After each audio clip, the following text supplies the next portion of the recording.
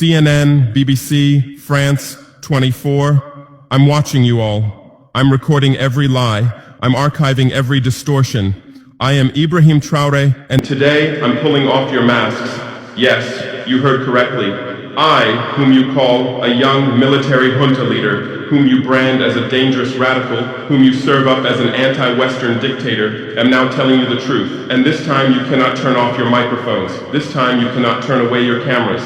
This time your editors cannot cut this speech, because the world you monopolize no longer exists. Because millions will hear these words now, without passing through your filters, without being subjected to your distortions, without being muddied by your lies.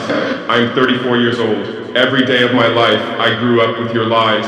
As a child, I would watch Africa on television. Always the same images. Children with flies, dry lands, weapons, death. This is Africa, they told us. This is what Africa is. And we believed it. We were ashamed of ourselves. We were ashamed of our own lands, of our own people. But then I grew up. I read, I researched, I questioned, and I understood that the Africa you showed us wasn't real. The story you told us was a lie. The fate you imposed on us was a script you had written. For years, how have you portrayed Africa? How have you shown it? How have you sold it to your viewers? As if we were creatures who had no share of humanity, as if we were savages left outside of civilization, as if we were wretches waiting for you to save us. Every day, every hour, every minute, the same story plays on your screens. Hunger, war, disease, corruption, terror, chaos. These are the words that come to mind when Africa is mentioned. In your Africa dictionary, there are no other words. No hope, no success, no development, no resistance, no honor, no pride, no victory. So I ask you, New York Times, Washington Post, Guardian, Le Monde, have you ever made Africa's successes your headlines? How many times have you written about Rwanda's technology miracle? How many times have you shown Ethiopia's reforestation project? How many times have you praised Botswana's democratic success? How many times have you described Kenya's entrepreneurial ecosystem? No, because these don't fit your scenario. Your Africa cannot be successful. It cannot, because then how will you legitimize your exploitation? If it's not in need of help, how will you intervene? If it's not backward, how will you look down on it? Have you ever asked yourselves, has any editor sitting at their desk, any news director in a meeting, any columnist at their keyboard ever thought, why are the people of the world's richest lands poor? Here are the numbers for you, real numbers. Africa owns 70% of the world's cobalt reserves. Your cell phone, your computer, your electric car won't work without cobalt. This cobalt comes from Congo, but Congolese can't afford cell phones. Africa owns 90% of the world's platinum reserves. Catalytic converters, electronic devices, medical implants, they all need platinum. This platinum comes from South Africa, but South Africans are crushed by unemployment. Africa provides 30% of the world's gold production. Mali, Burkina Faso, Ghana, Tanzania. Gold flows like rivers from our lands, but our people swim in poverty. Africa supplies 65% of the world's diamond production. Botswana, Angola, Congo, Sierra Leone, billions of dollars worth of diamonds are extracted, but our miners live on $1 a day. Africa owns 35% of the world's uranium reserves. Niger, Namibia, South Africa. Nuclear plants run on our uranium. Paris lights burn with our uranium, but our villages have no electricity. And you still ask, why is Africa poor? No, the right question is, how was Africa kept poor while being so rich?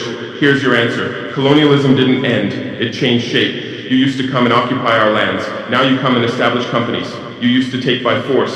Now you make agreements. You used to rule with the whip. Now you rule with credit. Let me give you concrete examples. With numbers, names, dates, but you'll never write about these. Glencore, Swiss-based mining giant, extracting cobalt in Congo. 2022 revenue, $256 billion. Tax paid to Congo, $500 million. That's 0.2%. Is this justice? Rio Tinto, British-Australian mining giant, extracting bauxite in Guinea, 20 million tons annually. What's left for Guinea? Environmental pollution and cancer. Total, now Total Energies, French oil giant, extracting oil in Angola, Nigeria, Congo. 2022, profit, $36 billion investment in Africa, dirty pipelines, Anglo-American, founded in South Africa but now in London. Diamonds, platinum, iron, taking everything. What it left in South Africa? 6 million unemployed miners. And these are just the tip of the iceberg. What about the invisible, the secret deals, the offshore accounts, the transfer pricing tricks? Every year, $88 billion in illegal money flows out of Africa. Who writes about this? Every year, $45 billion in aid comes to Africa. Everyone writes about this, but no one says, Africa is not the continent receiving aid, it's the continent giving aid. While you zoom your cameras on swollen bellies, there is a huge system working silently in the background. Every day, tons of gold, diamonds, cobalt, uranium, oil leave our land. But how? Here is the system. Step 1, create corruption, bribe our leaders, open offshore accounts, promise them a life of luxury, send their children to your schools. Step 2, make deals, get 50-year, 99-year concessions, ask for tax exemptions, be exempt from environmental rules, ignore labor rights. Step 3, control the infrastructure. Take over ports, airports, railways, but only from the mine to the harbor. Don't build roads to the villages. Don't bring electricity to schools. Step 4, provide security. Set up private security companies. Arm them. Declare protesting. Step 5, silence the media. Buy local journalists. Suppress opposing voices. Serve internal unrest news to international media. And this is how the system works. It's been working like this for 100 years, and you don't see this system. You don't want to see it. Because you're part of the system too. Who are the biggest advertisers of New York Times, CNN, BBC, oil companies, mining companies, arms companies, pharmaceutical cartels, the companies that exploit Africa? You live on their money, you defend their interests, and what I'm about to tell you might cost me my life, but it's no longer time to be silent. France's system in Africa is the CFA franc. 14 African countries still use French colonial currency. 50% of these countries' central bank reserves sit in the French treasury. France applies negative interest to this money, so we pay France to use our own money.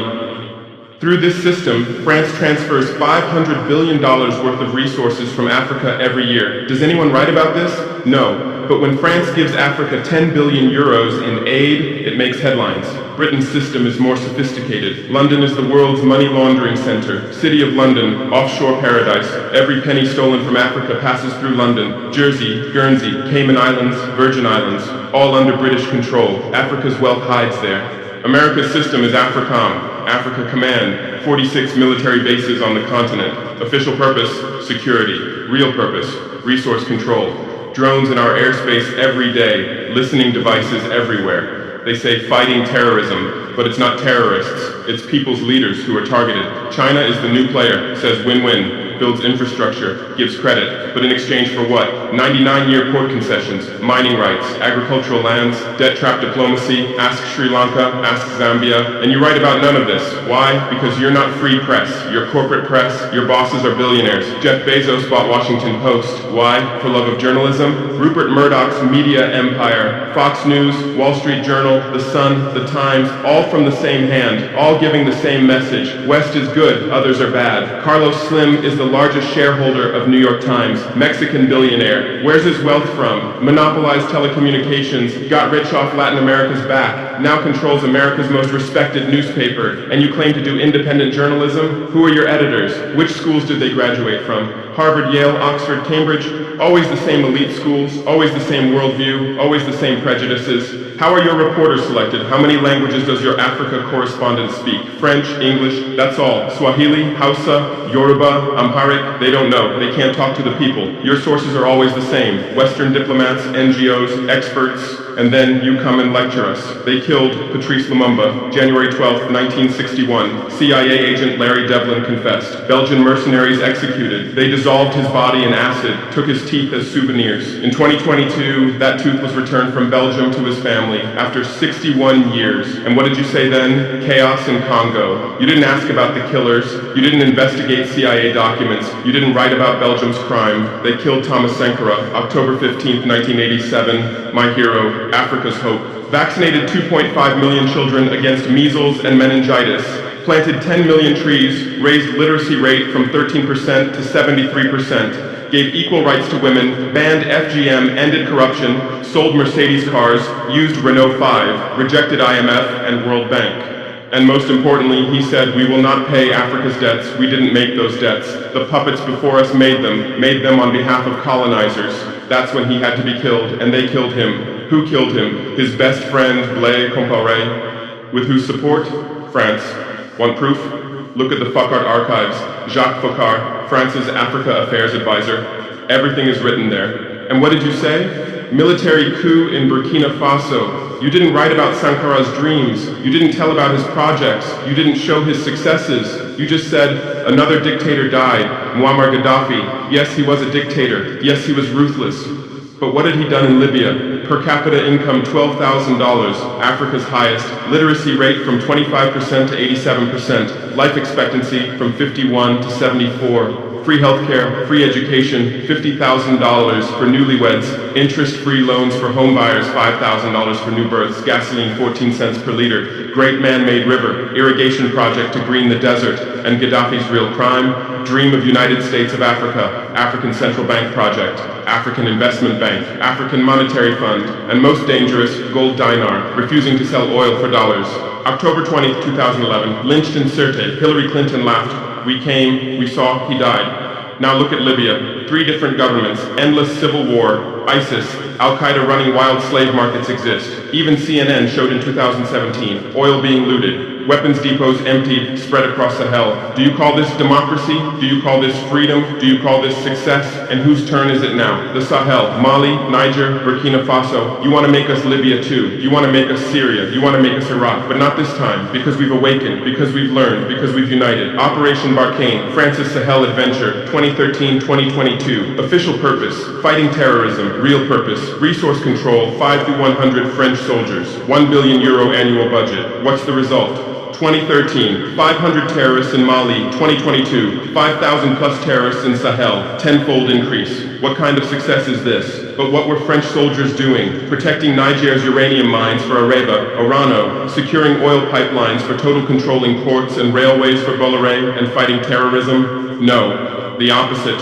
Terrorists couldn't come within 50 kilometers of French soldiers, but they could easily burn our villages. Why? Because chaos served their purposes. If there's chaos, they could stay for security reasons. MINUSMA, UN peacekeeping force. In Mali, 15,000 soldiers, 1.2 billion annual budget. 10 years, result, 300 plus. UN soldiers died. Thousands of civilians died. Terror didn't decrease, it increased. And now you say Wagner is dangerous. Russians are taking over Africa. Wagner came. 1,000 soldiers. What happened in 6 months? Terrorists fled. Villages are safe. Mines are working. People are at peace. What's the difference? Wagner is an ally we invited. France is an occupier who came by force. Wagner follows the agreement. France blackmails. Wagner brings results. France produces excuses. But you don't write the truth. You say Russian mercenaries. Well, what is French Légion étrangère? Aren't they mercenaries? What is American Blackwater Academy? What is British G4S? What is Israeli Black Cube? They are security companies. Wagner is a threat. Why? Because Wagner isn't yours. And the terrorism issue? Who created this terror? Who founded Al-Qaeda? 1980s, Afghanistan, CIA, Pakistan ISI, Saudi money, against Soviets. Bin Laden was CIA's man. You called them freedom fighters. Who supported Taliban? Again, you. Heroic mujahideen against Soviet occupation. You gave weapons, gave money, gave training, then you lost control. How was ISIS born? 2003, Iraq invasion. You toppled Saddam. You disbanded the army. You banned Ba'ath Party. You tortured in Abu Ghraib, and those people became ISIS. Then Syria. You said Assad must go. You said moderate rebels. You gave weapons.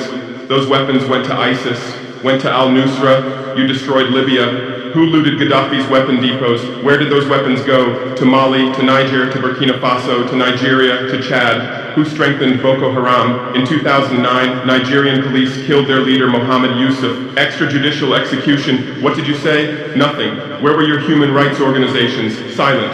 Then revenge started. Boko Haram radicalized. But where did they find weapons? From Libya, that you destroyed. And now you come to lecture us about fighting terrorism. You're helping us clean up the monsters you created? No, we've seen the game now. Terror is your Trojan horse. You come with the excuse of terror, you stay, you exploit. But it's over now. We'll provide our own security. We'll fight with our own methods, and we'll win. Because we are the children of this land. We know this land. We know these people. We can distinguish terrorist from villager. We don't fight from drones, from satellites, from 10,000 kilometers away like you. And we're winning. In Mali, in Niger, in Burkina Faso, terror is ending. Villages are safe. People are hopeful. Because now our own army, our own police are fighting. Not for foreigners, but for the people. But you can't digest this. You say democratic backsliding. You say human rights violations.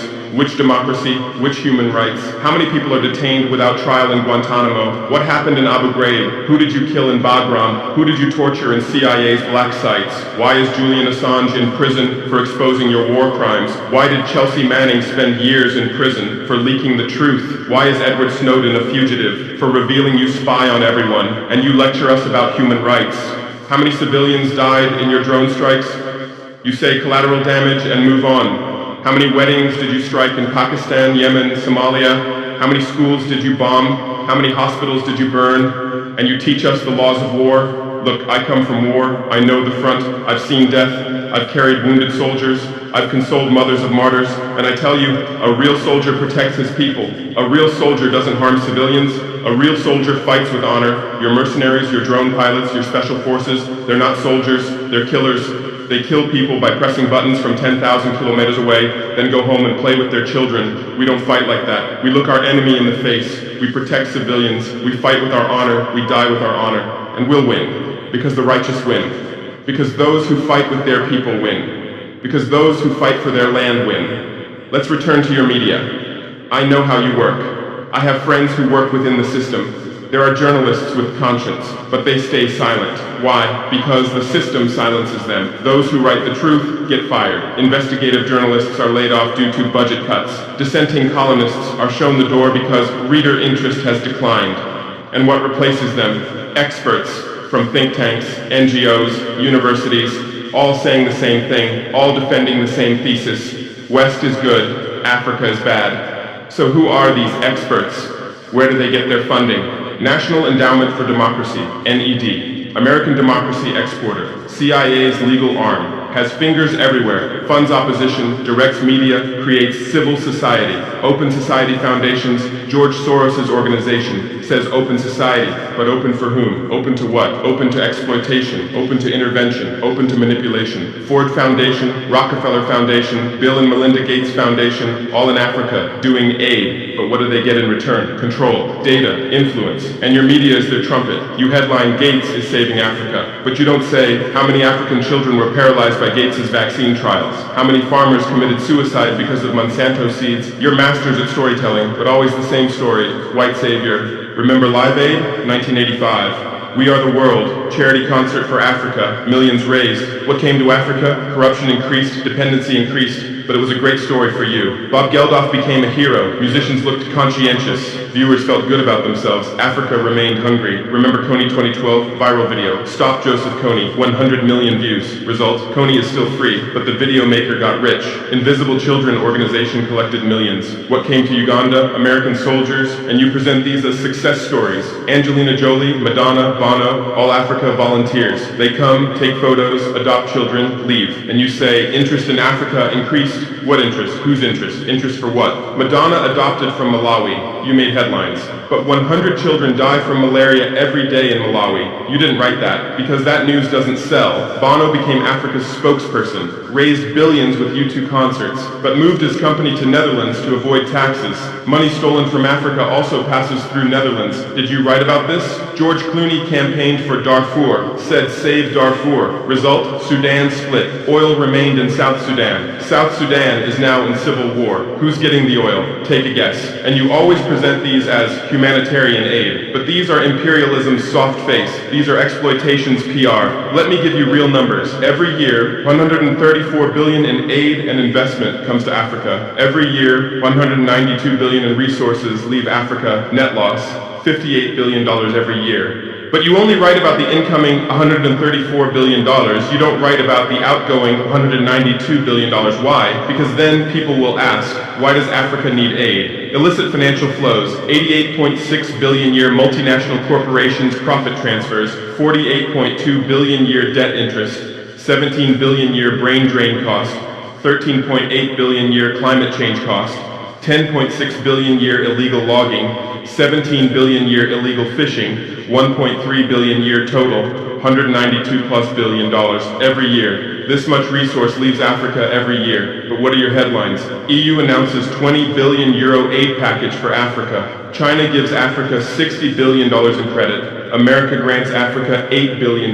People read these and think how generous they are, how charitable, how ungrateful Africa is. But the truth is the opposite. Africa is financing your standard of living. Africa is subsidizing your prosperity. Africa is making your technology possible. The cobalt in your iPhone, from Congo, the lithium in your Tesla, from Zimbabwe, the tantalum in your computer, from Rwanda, your jewelry, from Botswana, your chocolate, from Ivory Coast, your coffee, from Ethiopia, your oil, from Nigeria, your uranium, from Niger, and what do we get in return? Debt, poverty, humiliation, but enough. This game will end now because we've awakened. Our youth are sharing the truth on social media. Bar France out hashtag used 100 million times. Africa is bleeding 50 million. On Stop Exploiting Africa, 75 million. And what are you doing? You say Russian bots. You say Chinese propaganda. You say disinformation. No. These are real voices of real Africans. This is real anger. This is real awakening. There are millions of youth on TikTok, videos celebrating French soldiers leaving, images applauding Wagner's arrival, content explaining the truth on Twitter, Instagram, Facebook, the same voice everywhere. Enough! And you're panicking because you're losing control. You're losing the narrative. You're losing the monopoly. You established fact-checking organizations. Africa Check, AFP Fact Check. Who funds these? Facebook, Google, Bill Gates, the same system again. What are you checking? Whose facts are you defending? We say France exploits $500 billion a year. You say false, only 440 billion. As if that changes the situation, as if 440 billion is little. We say Wagner has been successful. You say Wagner violates human rights. Well, what were French soldiers doing? Bombing Fulani villages, arming Dogon militias, accidentally striking weddings. Your hypocrisy is so obvious that no one believes you anymore. Remember what Anderson Cooper said on CNN? Democracy is declining in Africa. Which democracy, Anderson? Your democracy? America's democracy? Your Capitol riot, January 6, 2021. You said, attack on democracy. 5 people died. Our Sankara assassination, October 15, 1987. You said, internal matter. 1 person died, but that person was the hope of 20 million people. In your elections, corporations fund candidates, lobbyists write laws. You call our elections rigged. In your country, police kill blacks. George Floyd, Breonna Taylor, Ahmaud Arbery. You lecture us about police violence. On BBC, Kazia Madera presents Africa News. Polish origin. How many years has she lived in Africa? How many African languages does she speak? But every day she speaks as an Africa expert. Africa is like this, Africa is like that. On France24, cameramen, editors, producers, most are French. Even Africa correspondents are mostly French, and they do objective journalism. Even Al Jazeera, Qatar funds it. What business does Qatar have in Sahel? But every day they report Sahel crisis.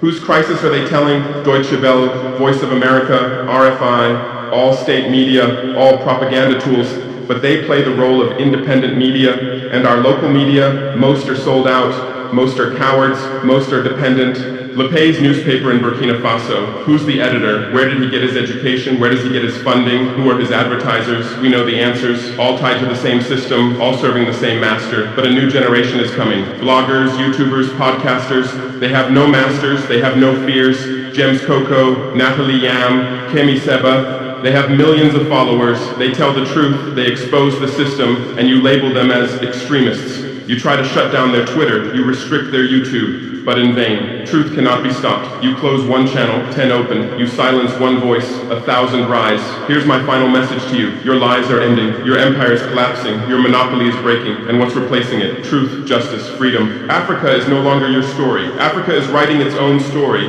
filming with its own camera, telling in its own language. And in this story, you're not heroes, not saviors, not benefactors. In this story, you're the guilty ones.